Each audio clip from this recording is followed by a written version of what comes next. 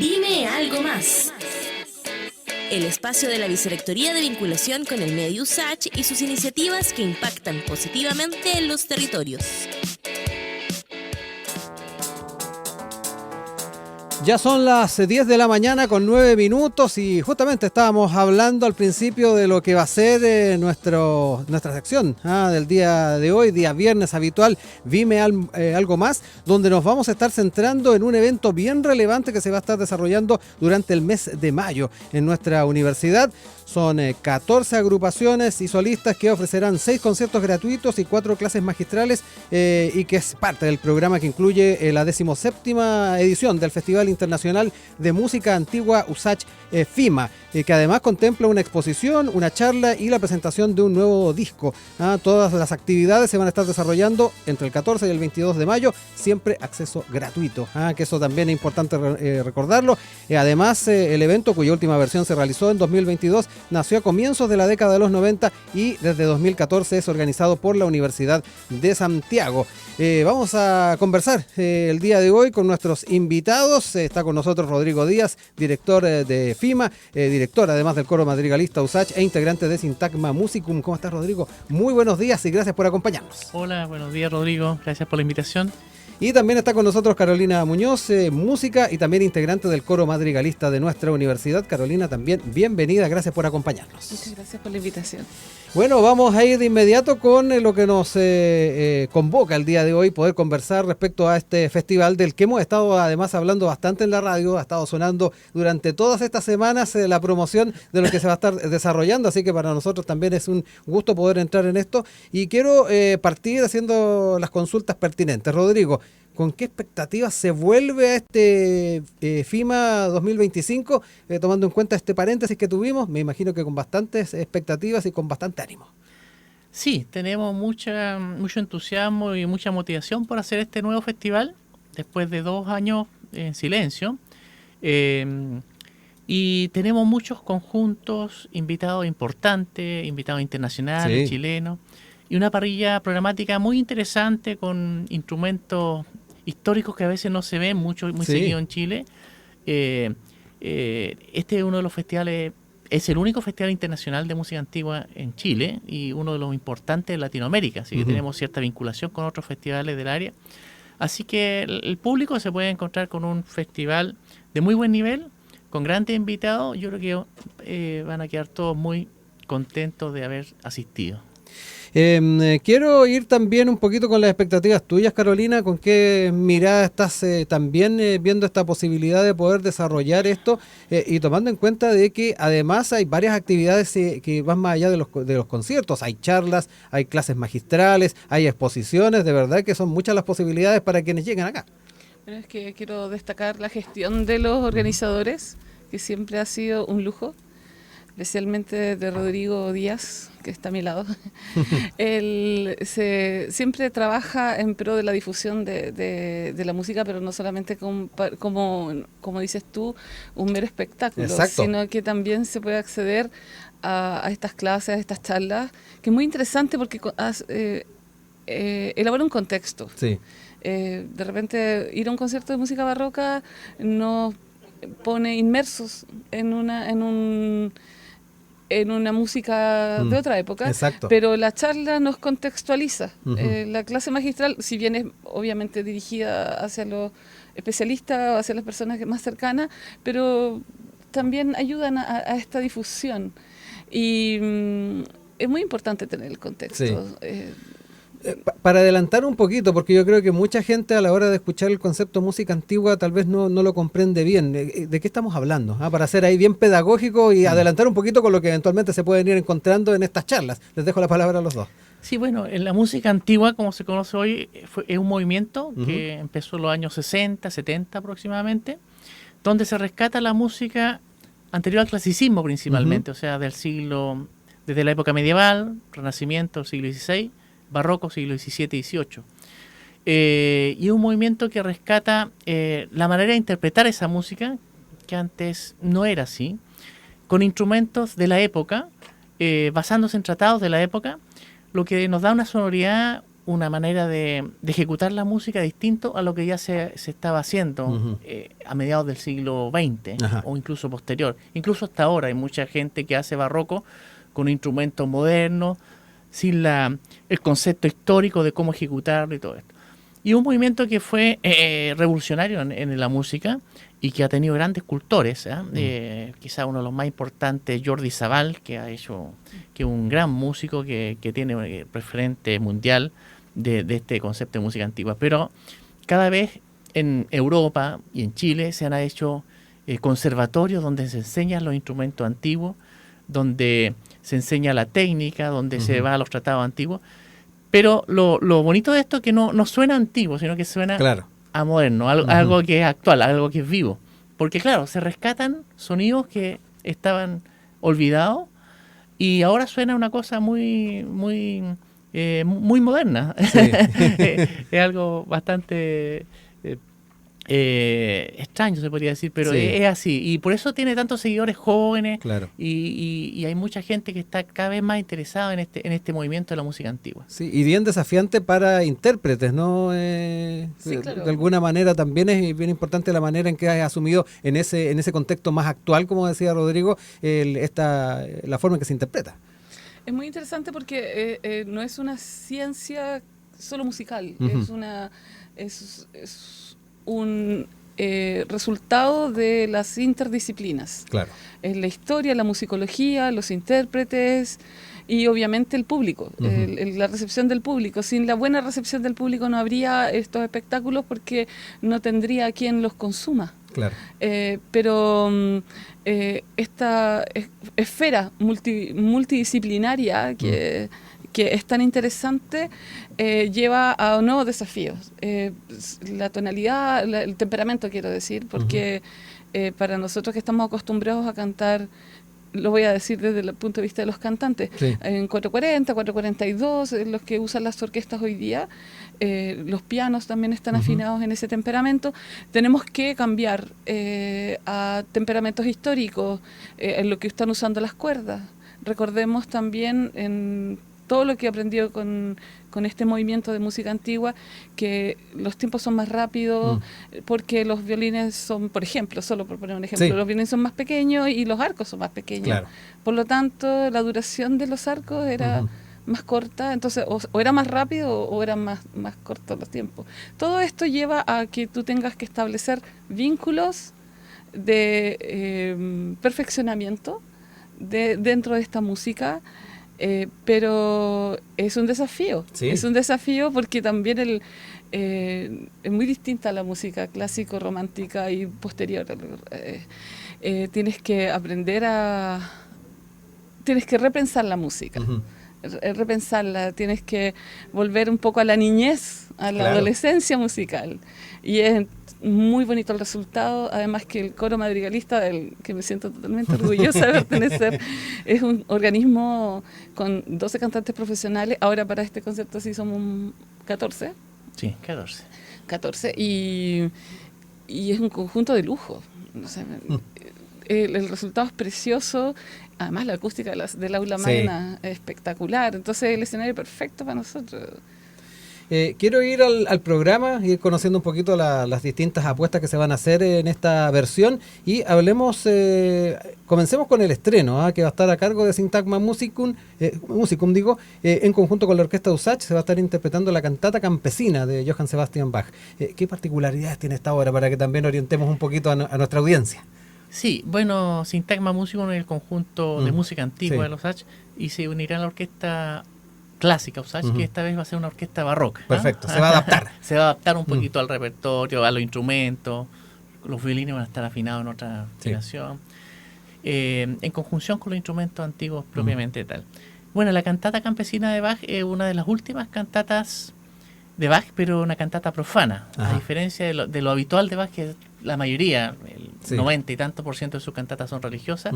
Él compuso un par de cantatas y esta es la última, muy interesante, es de un par de campesinos que conversan y que interactúan junto a los señores feudales en la época, así que es una cantata que tiene también algo de de movimiento escénico. ¿Ah? Ujú. También se pensaba también que la cantata puede ser estática, pero también en esta ocasión el maestro David El Pino va a hacer una especie de coreografía y movimiento escénico con los cantantes. Así que va a ser una cosa muy entretenida, una pequeña ópera en el escenario de Bach, nada menos que el principal compositor del barroco. Ujú. Lo otro, voy contigo, Carolina, a hablar un poquito de lo que va a estar pasando el jueves 15. Ahí el coro madrigalista va a estar entregando la misa del Papa Marcelo, además de una selección de motetes, madrigales, y entiendo que tiene que ver con el 5º centenario del nacimiento de Palestrina, pero que además se da en un contexto de efervescencia papal que yo creo que también ayuda bastante, ¿no? Sí, estábamos absolutamente coordinados con el Vaticano, pero sí, esta feliz coincidencia, porque esperamos también que aumente con esto la audiencia, porque justo estamos en esta elección papal y Palestrina compuso esta obra precisamente por la muerte de un papa que tuvo muy poquito reinado. ¿Cuánto fue, Rodrigo? 3 semanas. 3 semanas. 3 semanas. Pero además el contexto histórico de esto es muy interesante. Palestrina, hay una especie, hay una historia que parece un poco de mito, que tiene que ver con la polifonía. La polifonía venía dándose ya de unos varias décadas, cuando Palestrina empezó a componer, pero se engolosinaron los compositores con esta sonoridad. La polifonía es a la música lo que la perspectiva es a la pintura. Entonces, una vez que se conoce la perspectiva, todos los pintores usan la perspectiva. Con la polifonía pasó lo mismo. Entonces, dejó de usarse el texto como principal fuente de inspiración de la música. Eso, tenemos que tener en cuenta que la música religiosa es la que la lleva aquí.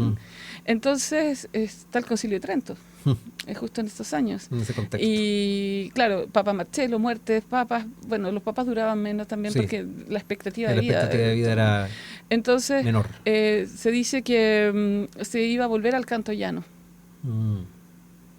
Se iba a volver al canto llano y que Palestrina logró con esta misa, con la composición de esta misa, que la polifonía siguiera permaneciendo dentro de la música sacra. Mira. Entonces, es muy interesante porque gracias a ese hecho, si es que fuese verdad, digamos, se comprobara, tenemos polifonía de ahí en adelante dentro de la música sacra, por supuesto, pero es donde se cultiva.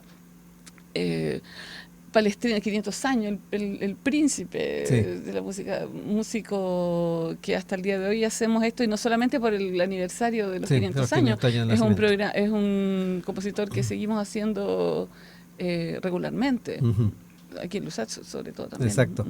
Yo quiero recordarles, estamos en conversación a esta hora con Rodrigo Díaz, director de FIMA, director del coro madrigalista USACH, integrante de Sintagma Musicum, y además con Carolina Muñoz, música e integrante del coro madrigalista, para dar contexto a lo que va a ser esta 17ª Festival Internacional de Música Antigua USACH 2025.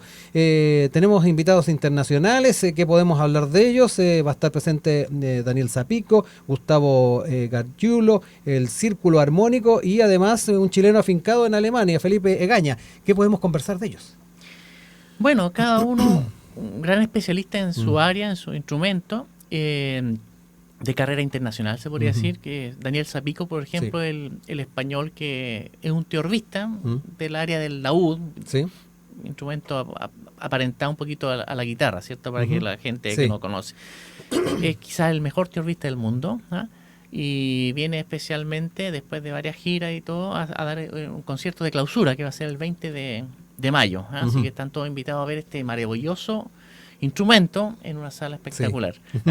Quizás mucha gente se motive por este tipo de concierto.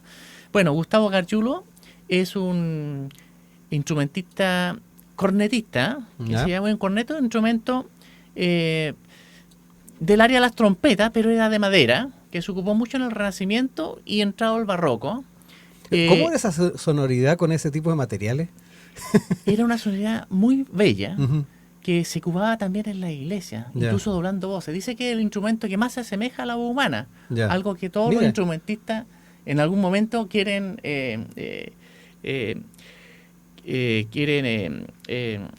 lograr, que es los instrumentos siempre quieren lograr un poco la voz humana, que es el instrumento el instrumento cante definitivamente. El instrumento perfecto, que puede hacer de todo.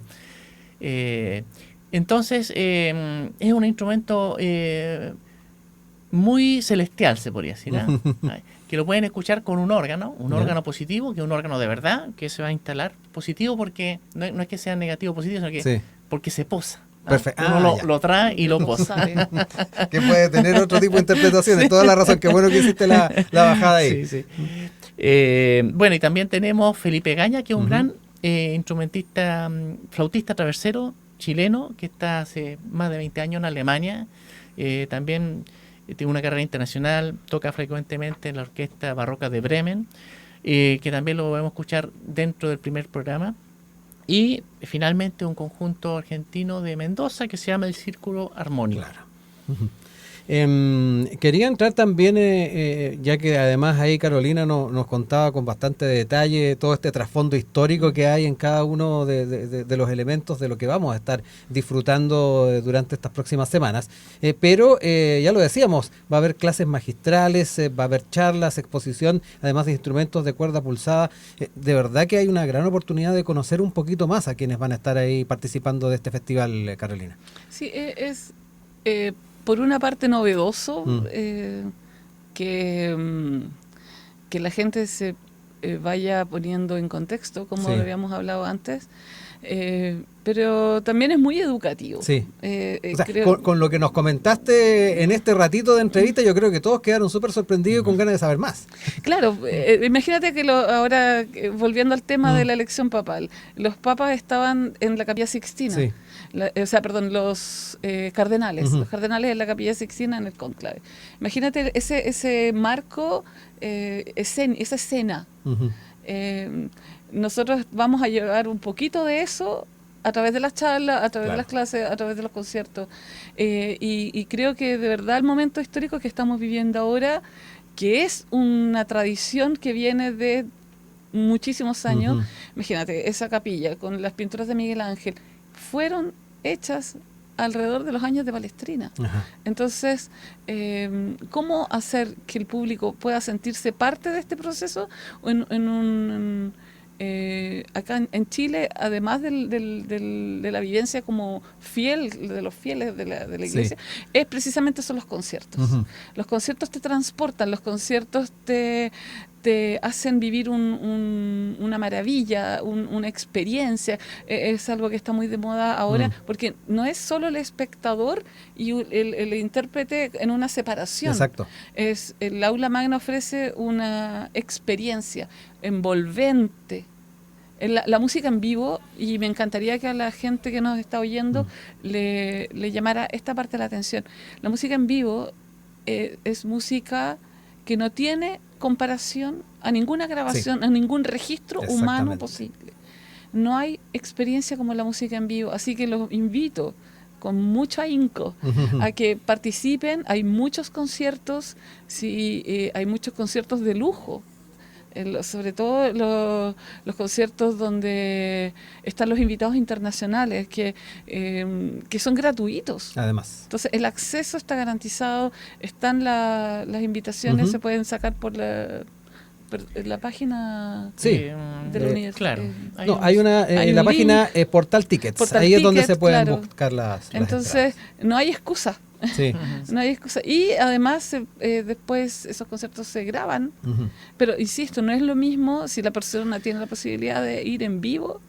Por favor, hágalo, porque no hay desperdicio. No hay sistema de amplificación, parlante surround que pueda finalmente llegar al nivel de lo que puede ser un concierto en el aula magna o en otro teatro que podamos... Y tampoco los músicos se pueden detener a rectificar trozos. En la música en vivo el concierto tiene que salir lo más perfecto posible, dentro de la humanamente posible. Entonces, por eso dice, es que la música va a morir con la inteligencia artificial, que puede repetir. No, yo la verdad no lo creo posible. Pero, y menos esta música lleva 500 años. Exacto. Ahí hay años de respaldo, además. Lo estábamos diciendo, hay coordenadas importantes a tener en cuenta, ya lo decíamos, se va a estar realizando este festival entre el miércoles 14 y el jueves 22 de mayo, con acceso gratuito, todas las actividades. Las entradas, además, se pueden conseguir. Están disponibles gratuitas en el sistema Portal Tickets. En todo caso, para la primera jornada están quedando poquitas ya. Estaba revisando recién el tema de cuántas hay todavía, pero hay menos. El resto todavía tiene una cantidad importante de entradas, pero rápidamente se van. Por lo que nos dice la experiencia aquí en la universidad, tenemos un público cautivo. Y además, importante, las clases magistrales se van a estar desarrollando en la sala Sintagma Musicum, mientras que hay otras que se van a estar desarrollando en la Fundación Guitarra Viva, Ernesto Quesada. El caso de las clases de Gustavo Gargiulo y Felipe Gaña se van a desarrollar en la sala Sintagma Musicum, Avenida Víctor Jara 3555, Metro Usach, y la de Daniel Zapico y Vladimir Carrasco van a ser en la Fundación Guitarra Viva Ernesto Quesada. Esto es en García Moreno 1035, Metro Bilbao. Así que también tenerlo presente. Todas serán abiertas, pero hay una inscripción que hay que realizar en el sitio oficial de FIMA. También para que lo tengan presente quienes están finalmente escuchándonos en estos momentos. Y bueno, la programación, información van a estar en el sitio de FIMA y también en el sitio de Extensión USACH. Así que dejamos también entregada esa información para que la tengan presente. Yo quiero dejarles el micrófono para hacer una última invitación a quienes nos han estado escuchando, que tal vez son parte de ese público cautivo del que estamos hablando, pero tal vez no. Recién están teniendo ideas o planteamientos en torno a la música antigua, así que les voy a dejar el micrófono para que hagan esa invitación. Bueno, a nuestros auditores los invitamos para que participen en este festival. Va a ser un festival con muchas sorpresas, con muchas sonoridades bellas, en un espacio increíble como el Aula Magna USACH. Quiero agregar también por favor, una exposición de instrumentos, instrumentos históricos, que es muy importante porque uno no puede dejar de lado este movimiento de la música antigua sin los luthieres. Exacto. Es un movimiento que va a la par, la lutería de estos instrumentos junto a los intérpretes. Va a ser un luthier chileno que se ha dedicado a esto y va a ser todos los días antes de cada concierto, desde las 6 de la tarde hasta las 9 de la noche, en el foyer del Aula Magna. Perfecto. Incluso va a estar el luthier, así que si a alguien le interesa, puede conversar directamente con el luthier. Así que están todos invitados a este gran festival de música antigua. Carolina, lo mismo. Sí, yo quiero... algo se me quedó en el tintero con respecto, por favor. Pero Rodrigo habló de algo muy importante, que es la cercanía a los instrumentos, que no es usual dentro de los conciertos, incluso dentro de los festivales.